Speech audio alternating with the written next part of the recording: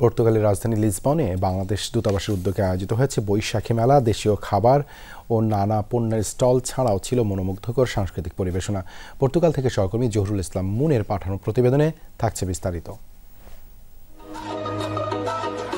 বাংলা নববর্ষ 1432 উপলক্ষে পর্তুগালের রাজধানী লিসবনে আয়োজিত হয়েছে বৈশাখী মেলা। দেশটির বাংলাদেশ দূতাবাস প্রাঙ্গণে হয় এই আয়োজন।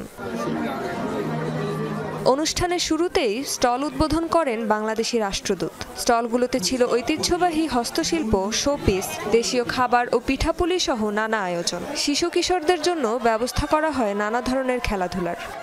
এটা আমাদের জন্য একটা এনকারেজমেন্ট। আমরা আগামীতে তাদেরকে নিয়ে আরো সুন্দর একটি অনুষ্ঠান করতে চাই। আমরা আসলে খুব ব্যতিক্রমধর্মী একটা প্রোগ্রাম এখানে আমরা উদযাপন করছি এবং আমরা এই প্রোগ্রামের অংশ হতে পেরে আমরা গর্বিত।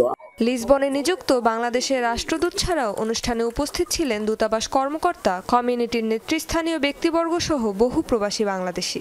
লাল সাদা পোশাকে বাঙালি সাজে উপস্থিত হন অনেকেই।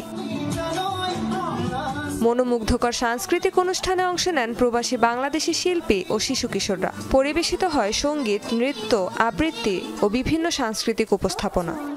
এক কথায় বলতে হয় অতুলনীয়। এত সুন্দর প্রোগ্রাম এমবাসি এত সুন্দর ভাবে করেছে, সত্যি খুবই প্রশংসনীয়। অনেকদিন পরে যখন বাঙালি সবাই একসাথে হতে পারি, অনেক ভালো লাগে। পর্তুগাল বাংলাদেশ এমবাসি যে আমাদের প্রোগ্রামটা করেছে শুভ নববর্ষ উপলক্ষে, এতে আমরা খুবই আনন্দিত এবং সবাই এত এনজয় করেছি যে আমাদের বাংলাদেশকে মনে হচ্ছে এখানে তুলে ধরা হয়েছে।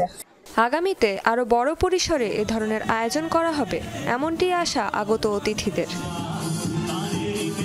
রেজওয়ানা সাইমা, যমুনা নিউজ।